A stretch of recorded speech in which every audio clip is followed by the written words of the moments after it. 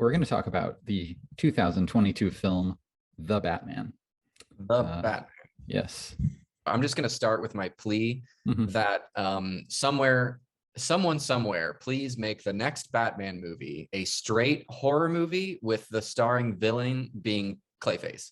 Like, that's all I want. That's what I want in this world, is that movie to exist. A hard R-rated movie with more of a horror tone. And the reason I bring that up is because this one felt like a horror movie to me. Like, I was really surprised how much it was just unabashedly jockeying the style of both Seven and Saw. Like, both of those movies seem to be, within the lexicon of what they were talking about tonally. Like, the lighting, very, very Darius Kanji, who shot Seven, and also the Riddler. Just kind of, I just kind of expected to hear him say, "You want to play a game?" The contraptions he creates are Jigsaw-esque. Exactly. Yeah. Your people are paying for their crimes in a certain way, and the punishment fits the crime. Exactly. Yeah. Yeah. No, I think that's interesting. I too have a soft spot, pun intended, for Clayface. Yeah. I loved that character in Batman the Animated Series as a kid. Those episodes, or that episode, was probably my favorite of the whole thing, because it's such a tortured and complex character. So, but I digress.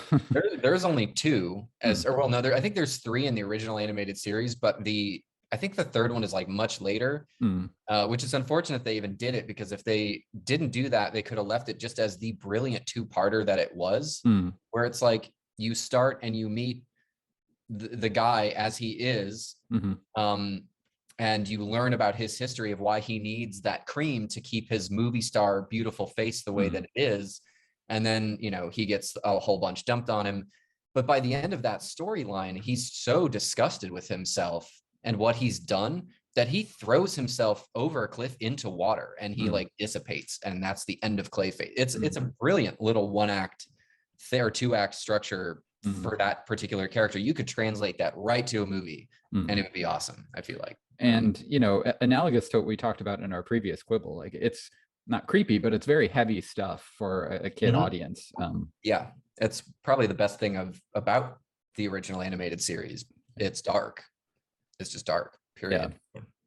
I love how we began this Quibble about Batman, the 2022 movie, with a callback to the 1994 or whatever series. But it's just to say that I think that my wish for that movie has existed for quite some time. I think I've always wanted Clayface to be in a movie, period, and I've always wanted Batman to have a more horror twist. And this one felt very close to that. It didn't go all the way, but it had a lot of elements of a horror movie in it. And it just made me feel like it's more viable that may actually happen one day. That they don't have to make it PG-13 so kids can see it. Like, maybe just make it adult and that's it. It's clear that that's the direction that things are generally heading in. I mean, they clearly soften some aspects of what would be probably an extremely brutal telling of the Batman story in order to make it marketable to kids. Like, even this one, you could just I know a lot of the action scenes, you can sense the writers, directors, etc., sort of like softening the edges of it. There's less gore than there might be otherwise, less explicit death scenes, more like just people falling out of frame.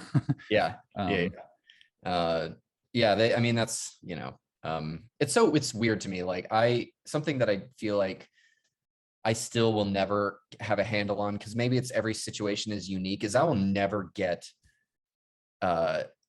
excuse my language, the general producer fuckery with movies, especially on gigantic IPs like Batman, where, this movie clearly had some producer fuckery going on, like where they probably forced Matt Reeves' hand in certain directions like that, where it's like, we have to tone it down because it's got to be PG-13 because we have to have that audience.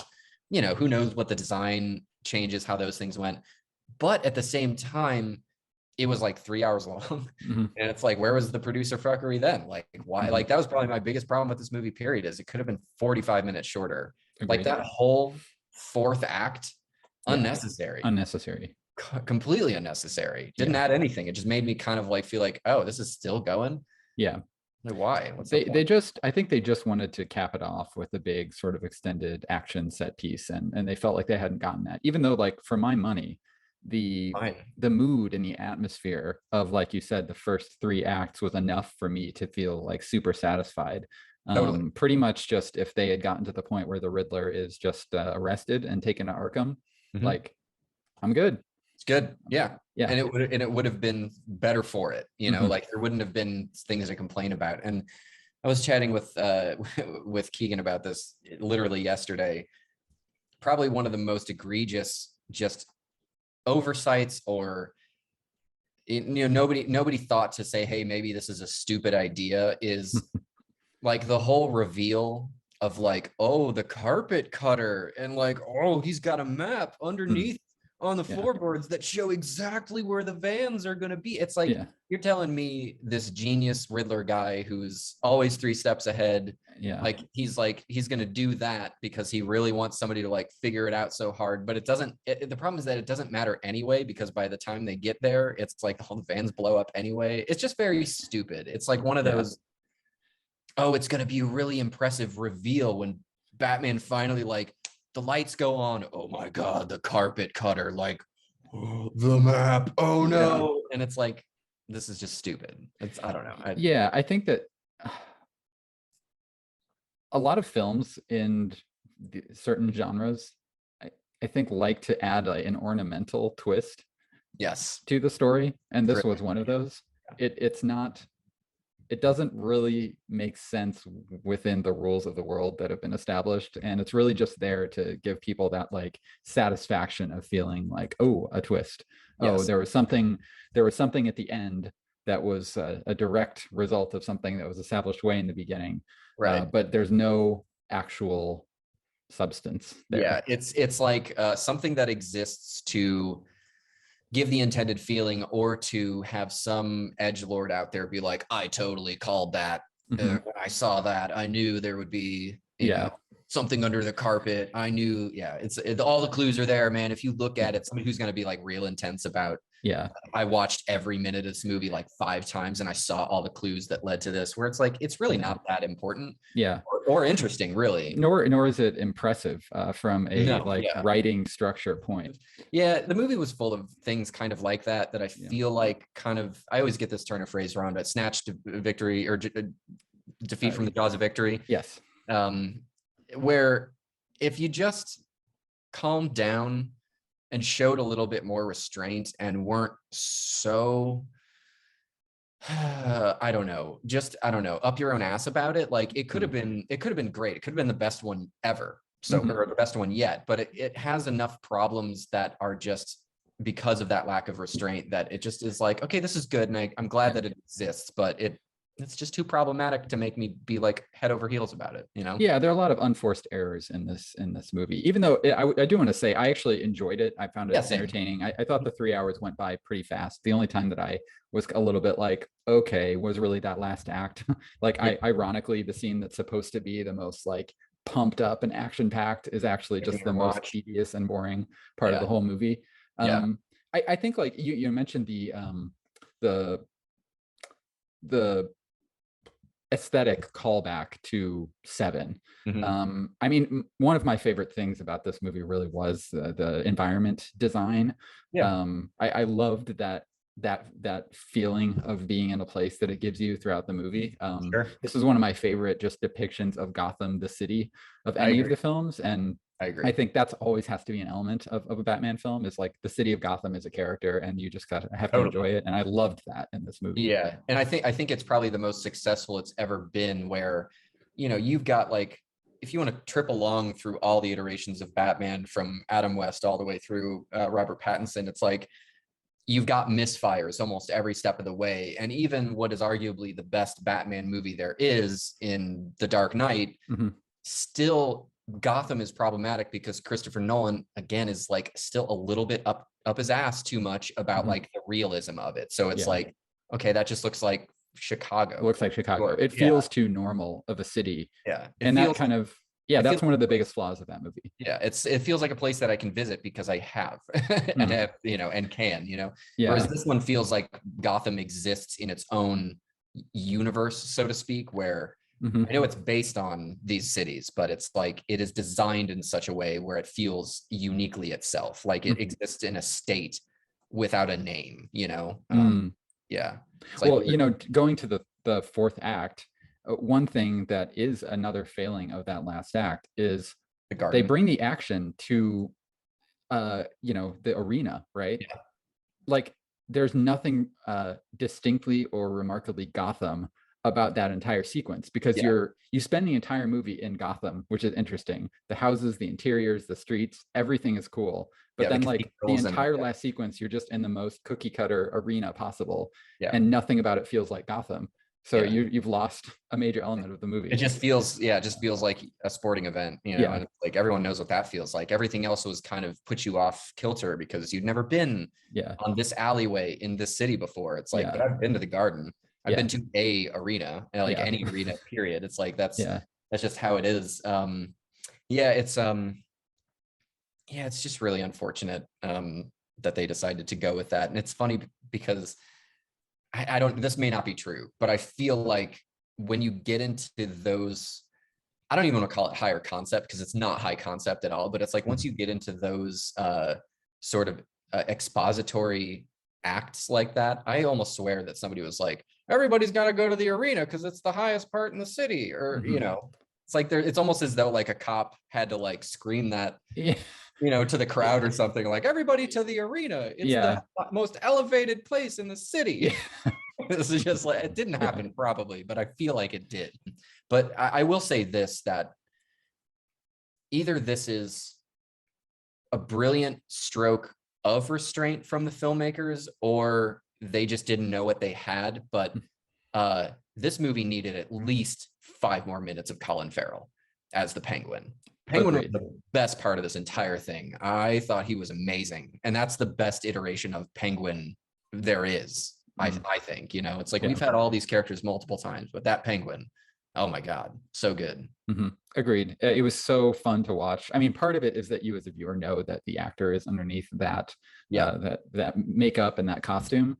But he was great and just really just compelling. Something about was really fun to see. Yeah. I didn't know he was that strong of an actor. Like I have not seen that many movies with him, strangely. Like maybe I'm averse to it. Like I've never seen, you know, In Bruges or whatever, which is supposed to be one of his better roles, but it is. I didn't know he was that good, because if you didn't tell me that he was the Penguin, I wouldn't have known.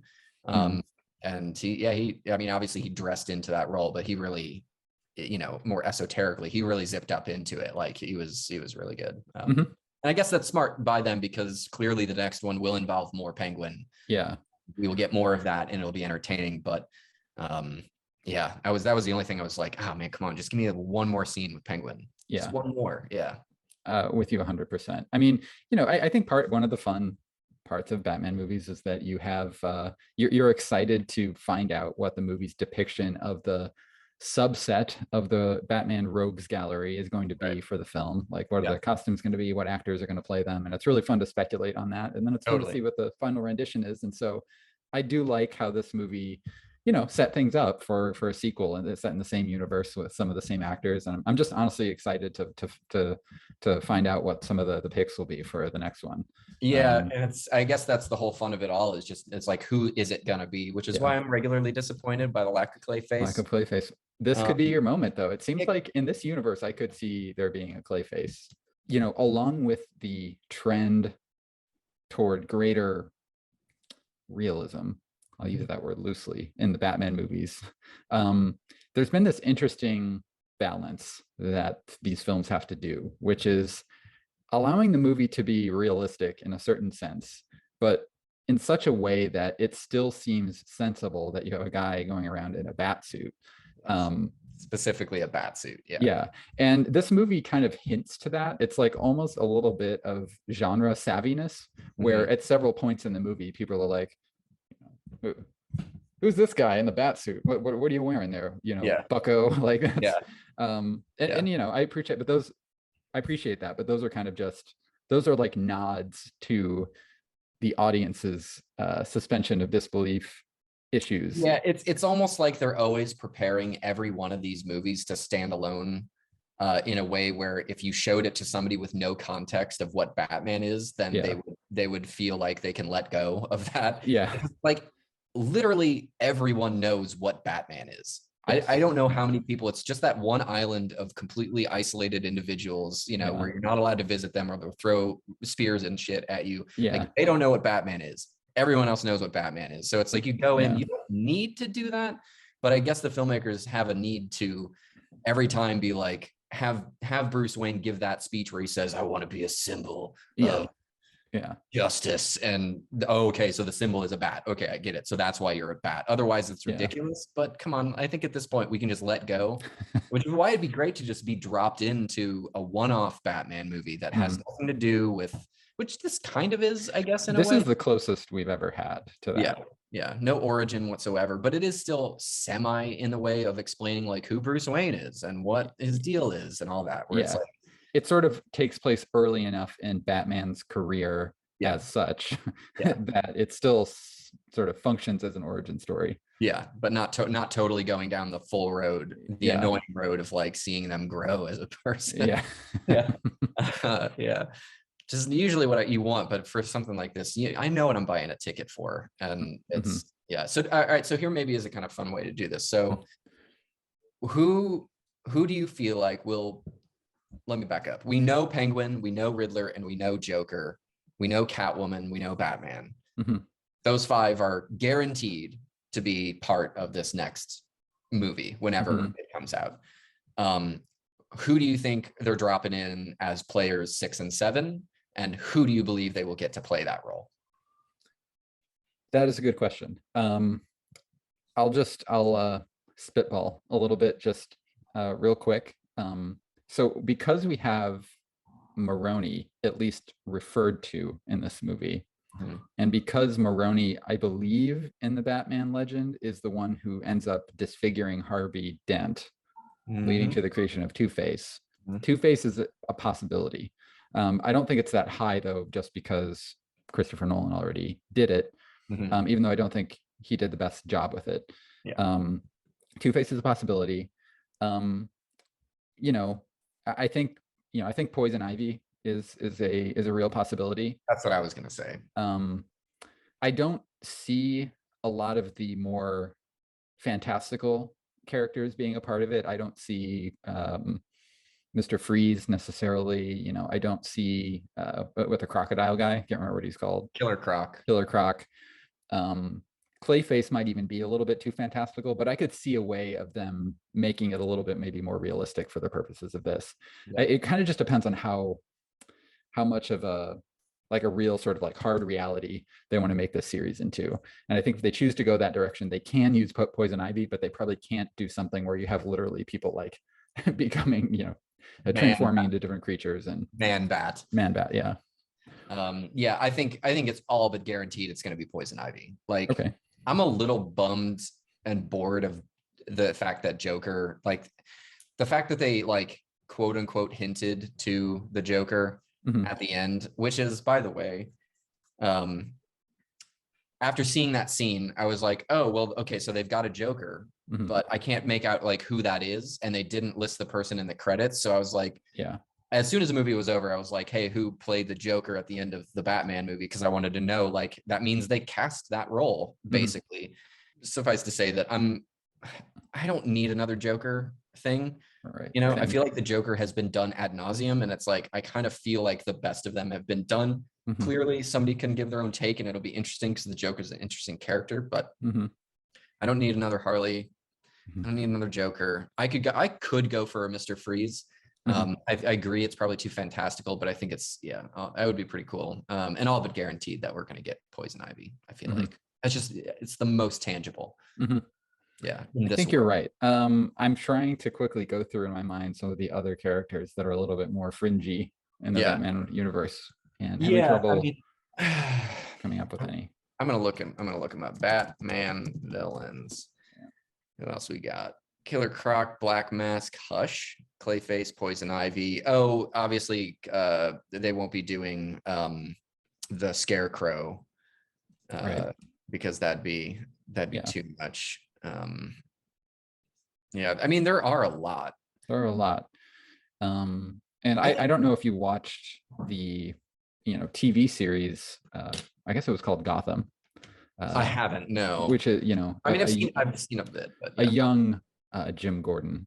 Mm. It's fun. It's actually a really fun show, Yeah. and I think it does for being like television budget. It does a pretty good job, kind of like showing you a pretty decent depiction of Gotham. And part of the fun of that is that almost every episode has at least a hint of a future villain. You know, you see a young Poison Ivy, and so Right. forth. And that's a lot of fun in that show. And they cover a lot of the more kind of like the long tail of Batman villains in that show because they just kind of need to. Um, so we Yeah. probably won't get Bane because we No, have had Bane. enough Bane. Yeah, we've had enough Bane. I wouldn't mind Two-Face because I agree that Nolan didn't exactly nail that one. It was cool that we got a whole arc in Yeah, one movie, but I kind of would like to see Two-Face be Two-Face, not just Harvey Dent. yeah, Um, uh, yeah, Ra's al Ghul ain't happening because that no, already happened. So yeah, it's pretty much up to I think yeah, it's Poison Ivy. I think that's really what it's got to be. I think that's what people want. If you're not watching the HBO Max Harley Quinn animated mhm, show, you should. It's great. It's very funny. It's lighthearted and funny, but it's got some very brutal animation. uh-huh. And it's just like the most ragtag of all the villains, basically from the whole Okay, Batman universe. Like they even have Kite Man, which is okay, like one of the most obscure yeah, Batman villains there is, but he plays like a major role in the show. It's great. Yeah, anyway, I don't know how much else I really have outside of it looked great. It deserved to exist. It had a lot of problems. I hope they assess those problems on the next one, but I don't think that they will. yeah, Sure, give them another 150 million to make another one. It'll be dope. Just make sure you bring back the same creative team, to do it. Because if they don't maintain, what they did, then it's going to fall flat. yep, agreed. Yeah. Great way to sum it up.